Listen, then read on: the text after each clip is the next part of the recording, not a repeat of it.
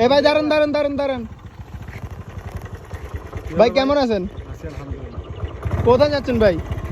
যাচ্ছিলাম আসলে ঘুরতে আসছিলাম অনন্যাবাসিক। আচ্ছা, তাহলে অনন্যাবাসী ঘুরতে আসছেন তো, সবাই তো অনন্যাবাসী এসে অনেক খুশি, আপনি এত আপসেট কেন?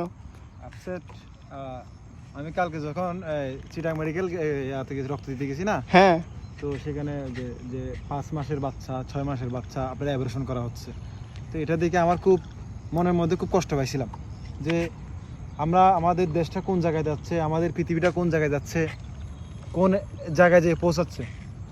আজকে আবার অনন্যাবাসিক ঘুরতে আসলাম, দেখলাম সর্বোচ্চ 12 বছর 13 বছর বা 15 বছর এরকমের বাচ্চারা, বাচ্চা মেয়ে বলেন ছেলে বলেন, এরা কাপেল হিসেবে এখানে ঘুরতে আসছে। আর যেসব অশ্লীল অঙ্গিভঙ্গি এখানে শুরু করে দিছে, এটা দেখে মনের মধ্যে খুব কষ্ট লাগতেছে। আপনার ছেলে মেয়ে, আপনার ভাই বোন, আপনার পাড়া প্রতিবেশী কোথায় যাচ্ছে আপনি খোঁজখবর রাখতেছেন না, আপনার ভাই আপনার বোন কোথায় যাচ্ছে আপনি খোঁজখবর রাখতেছেন না। ঠিক যখন একটা বড় একটা অঘটন হয়ে যায় তখন আপনারা দৌড়ান কেন?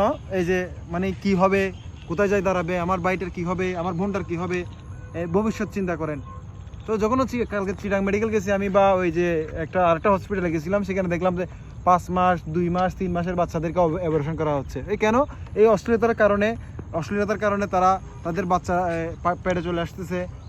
15 বছর 20 বছর 22 বছর এরকম ছেলে, কিন্তু মেয়ে হচ্ছে কত 12 বছর 13 বছর 15 বছরের মেয়েদের এইভাবে পেটের মধ্যে বাচ্চা চলে আসতেছে। আসলে আপনার ছেলে মেয়ে, আপনার ভাই বোন কোথায় যাচ্ছে এটা একটু লক্ষ্য রাখবেন।